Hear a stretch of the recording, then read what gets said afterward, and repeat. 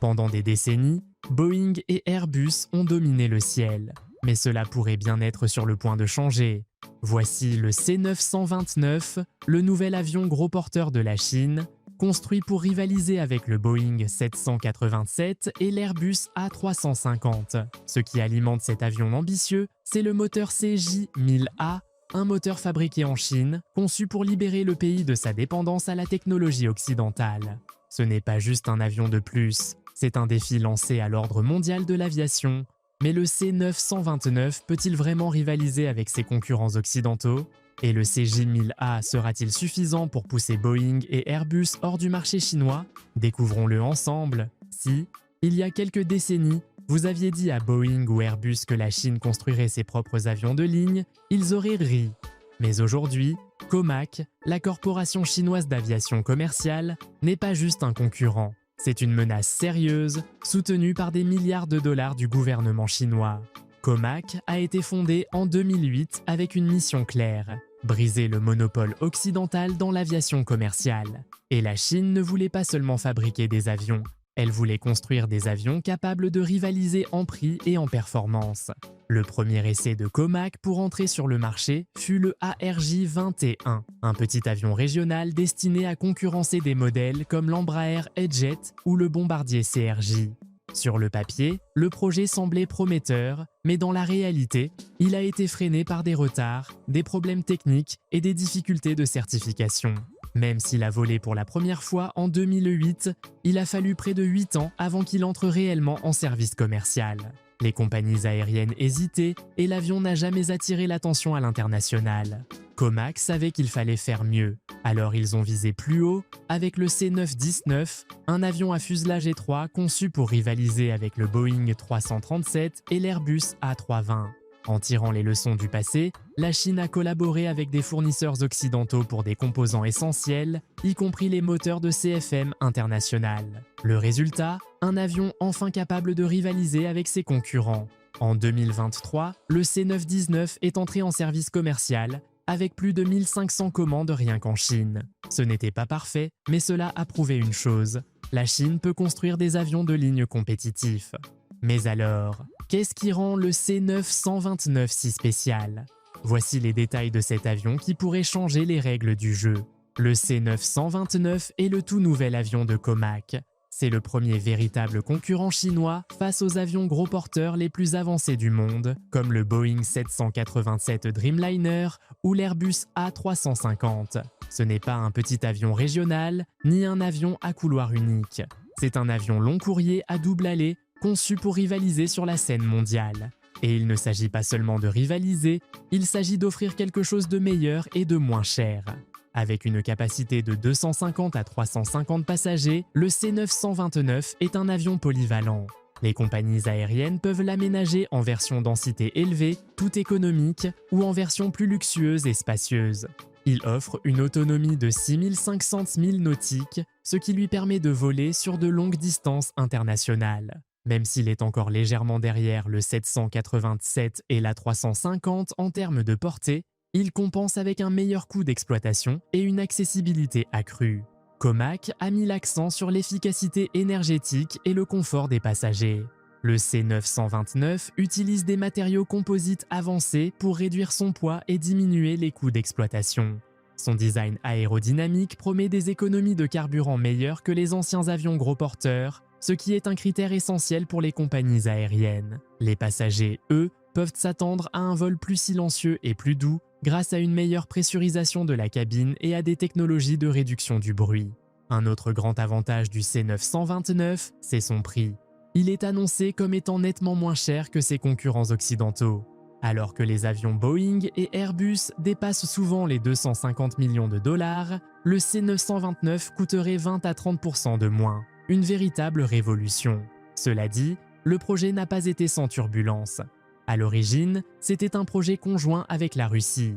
Le C929, alors appelé CR929, devait être développé ensemble par Comac et l'entreprise aéronautique russe UAC. Mais les sanctions internationales et les tensions géopolitiques ont forcé la Russie à se retirer, laissant la Chine seule aux commandes. Certains ont vu cela comme un coup dur, mais cela s'est transformé en opportunité. Désormais, la Chine possède entièrement le programme, y compris les technologies clés.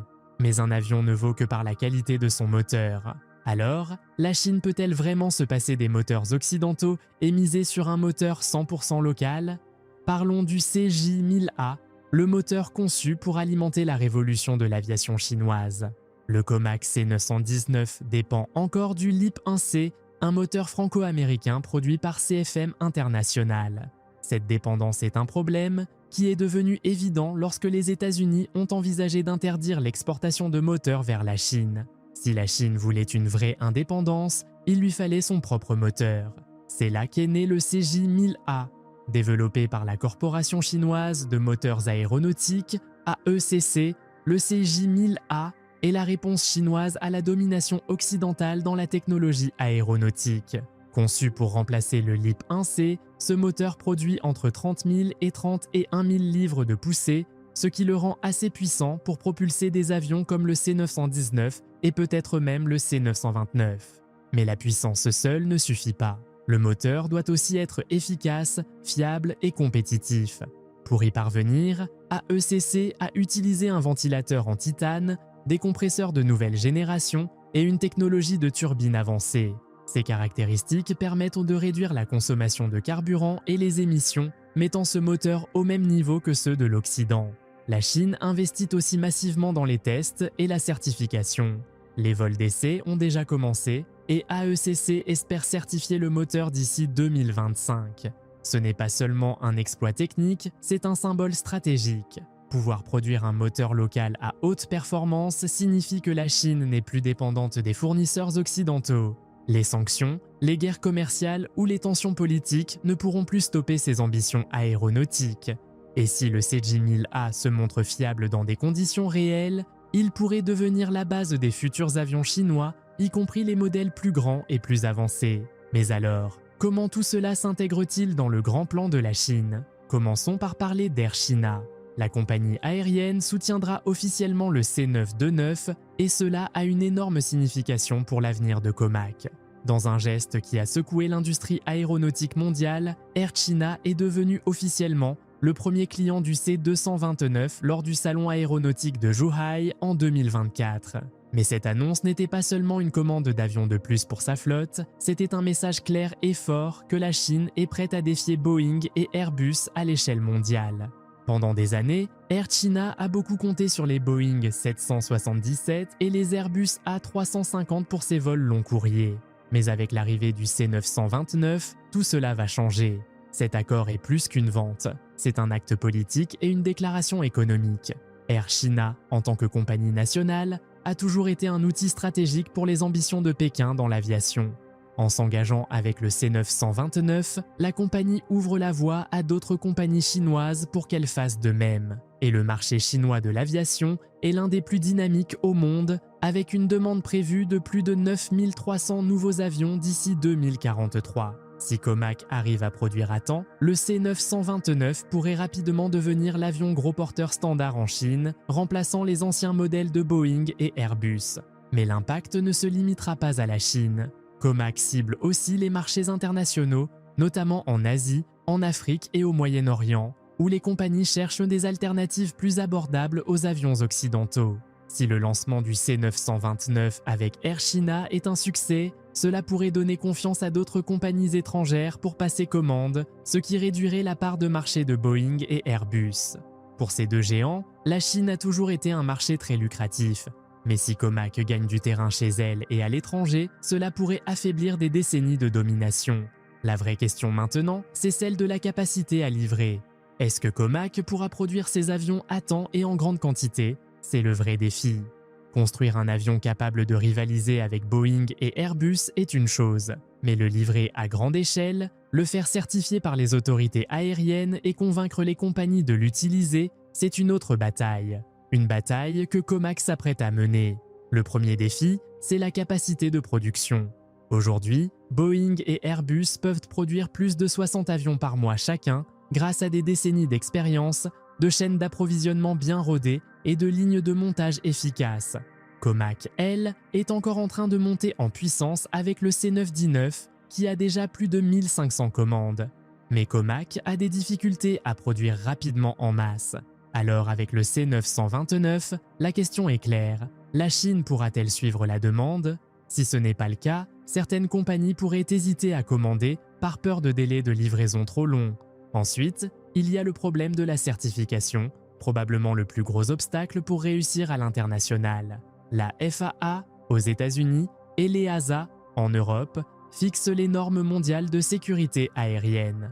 Sans leur feu vert, le C929 ne pourra pas entrer sur les marchés occidentaux. Et ce n'est pas qu'un problème technique. La certification est aussi politique. La guerre commerciale entre les États-Unis et la Chine a déjà conduit à des restrictions sur l'exportation de technologies aéronautiques. Les régulateurs occidentaux pourraient donc ralentir ou même bloquer l'approbation du C929 en invoquant des préoccupations de sécurité. Les tensions géopolitiques rendent la situation encore plus compliquée. Même si la Chine veut son indépendance aéronautique, elle dépend encore de certains composants occidentaux comme l'avionique et les matériaux composites. Si les sanctions augmentent, Comac pourrait faire face à des interruptions de production. Et enfin, il y a la question de la confiance. Les compagnies aériennes sont très prudentes. Elles n'aiment pas prendre des risques avec des avions non éprouvés, même si ceux-ci sont moins chers. Boeing et Airbus ont des décennies de données de vol et une fiabilité prouvée. Comac, elle, est encore en train de construire sa réputation. Aujourd'hui, Comac est encore vu comme une option alternative, pas comme un leader de l'industrie. Et ce n'est pas une image qui changera du jour au lendemain. Il faudra des années d'opérations sûres et fiables pour que les compagnies fassent confiance aux avions chinois pour des vols long courriers internationaux. Mais si Comac tient ses promesses avec le C929, alors ce sera peut-être le premier avion chinois vraiment global. Un avion qui volera dans les flottes de compagnies bien au-delà de l'Asie. Alors, que penses-tu de ce pari audacieux de la Chine dans le secteur aéronautique? Penses-tu que Comac a ce qu'il faut pour rivaliser avec Boeing et Airbus? Dis-le nous en commentaire. Et si tu as aimé cette vidéo, n'oublie pas de laisser un like, de t'abonner et d'activer la cloche pour ne rien manquer des prochaines actus aviation. À bientôt et bon vol!